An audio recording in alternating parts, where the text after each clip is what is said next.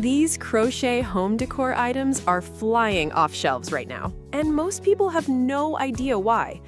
I've been crocheting for years, and I've sold at markets, online shops, and pop-up events, and I kept noticing something. Some items would sit in my basket for hours, and others would get picked up and bought within the first 10 minutes of me setting up my table. It wasn't always the most detailed or most difficult pieces. It was these specific types of home decor items that just had something about them, something that made people stop, pick them up, and immediately say, I need this in my house. So in this video, I'm going to walk you through the crochet home decor items that actually sell fast, why they sell, what makes buyers want them, and how you can make them yourself. Whether you're crocheting to sell or just want your home to look amazing, you're going to want to stick around for all of these. Let's talk about something that I think a lot of crocheters get wrong when they're trying to make things that sell. They spend all their time on complicated patterns that take forever, and then they price them too low because they feel guilty charging what those hours are actually worth. Meanwhile, someone else is selling a simple textured basket for $30 and selling 10 of them every weekend. That's the thing about home decor. People aren't always buying the most impressive piece. They're buying the piece that fits their home, fits their budget, and looks good in a photo on their couch. Home decor crochets sell because people genuinely want handmade things in their spaces. There's a warmth to a crocheted item that you can't get from something bought at a big box store. It feels personal, it feels cozy, and right now, more than ever, people are decorating their homes with things that feel real and handmade. That trend is not going anywhere. So here are the items that keep selling fast, and I'm going to give you real details on each one so you actually know what to make. The first one is textured baskets and storage bins. I know you've seen them everywhere, but hear me out, because there's a reason they're everywhere. They sell because they're useful.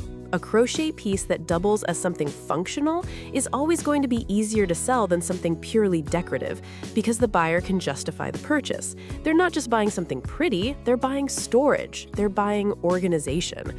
Chunky yarn baskets in neutral colors like cream, beige, terracotta, and sage green are the ones that move the fastest. The bigger ones go fast because people use them for throws, pillows, toys, or laundry. The smaller ones get used as plant holders, desk organizers, or catch-all bowls near the front door. The pattern doesn't need to be fancy. A simple single crochet or a half double crochet in the round with a sturdy base is genuinely all you need. What matters more than the stitch is the yarn. Use a thick, chunky yarn that gives the basket structure, so it can actually hold its shape and stand upright on its own. A floppy basket that collapses doesn't sell, no matter how cute the color is. If you're looking to add something extra without a lot of effort, a simple braided handle on each side makes a huge difference in how it looks and how much you can charge for it. The second item is wall hangings, and not the overly complicated macrame-style ones that take a week to make. I'm talking about boho-style crochet wall hangings that use a mix of basic stitches, some fringe, maybe a wooden dowel at the top, and that's it. These sell like crazy because they're a statement piece. They go above a bed, above a couch, in an entryway. They're the kind of things someone sees and thinks, this would make my whole room look put together. The key with wall hangings is to lean into texture. Use different yarn weights in the same piece. Mix a thick yarn with a thinner one. Add some fringe at the bottom that hangs long. Use earthy, warm tones. Rust, mustard, cream, tan, olive. These colors are everywhere in home decor right now, and they fit into basically any style of house. The size matters too. Bigger sells better than smaller for wall hangings. A piece that's around 12 to 16 inches wide and hangs at least 24 inches long is going to get way more attention than a tiny one that gets lost on a big wall. The third item is plant hangers, and this one is almost too easy. Plant hangers are one of the fastest crochet home decor items to make, and people love them. They combine two trends that are not going anywhere anytime soon, which are plant houses and handmade home goods. A simple crochet plant hanger takes maybe an hour or two to make, depending on the length, and you can sell it for anywhere from $15 to $30, depending on your market. The ones that sell the best are the ones that can hold a standard terracotta pot, so make sure you're sizing it properly. No one wants to buy a plant hanger and then find out it doesn't fit any pots they own. Use cotton yarn or jute for these because those materials hold up against moisture and they have that natural, organic look that fits the whole plant parent aesthetic. A tassel or a few knots at the bottom adds a nice finishing touch without taking a lot of extra time. And if you make them in a few different lengths so people can hang multiple pots at different heights, you'll often sell more than one to the same person at once. The fourth item is crochet coasters and mug rugs. I know these sound small, but stay with me. Coasters sell because they're an easy yes for a buyer. They're inexpensive, they're practical, and they make a great gift. People buy them for themselves and for others. And the thing about coasters is that people want sets. So if you make 4 or 6 that all match, you can bundle them and price the set higher than you'd price individual ones. A set of 4 coasters made with soft cotton yarn in a simple pattern like a ripple stitch or a basic round with a fun border can go for $12 to $20 easily. The trick with coasters is the size and the stiffness.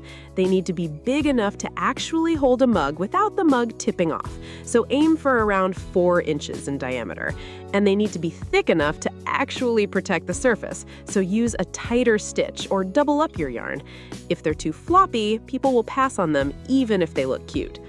Blocking them flat after you finish them makes a huge difference in how professional they look. The fifth item is crochet pillow covers. This one is a little more time-intensive than the others, but the payoff is worth it. A well-made crochet pillow cover in a beautiful stitch, like a bobble stitch, waffle stitch, or a simple shell stitch, looks absolutely stunning, and people are willing to pay for it. These are the kinds of pieces that end up in photos on someone's couch because they look so good. The best part is that you don't need to make the whole pillow, you just crochet the cover, and the buyer inserts their own pillow form, which you can either include or let them buy separately. Neutral colors and earthy tones do the best here, again. But you can also experiment with a single pop of color, like a deep forest green or a dusty blue, because those tend to photograph beautifully and get a lot of attention online if you're selling on Etsy or Instagram. Size matters here too. A standard 14 or 16-inch square is the most common pillow insert size, so stick to those dimensions so buyers don't have trouble finding inserts that fit. The sixth item is table runners. This one is underrated, and I really want more crocheters to try it. A crochet table runner in a lace style pattern or a simple V-stitch looks incredible on a dining table, a coffee table, or even a console table in an entryway. They look high-end, they photograph beautifully, and not as many people are making them compared to baskets or coasters, so there's less competition if you're selling.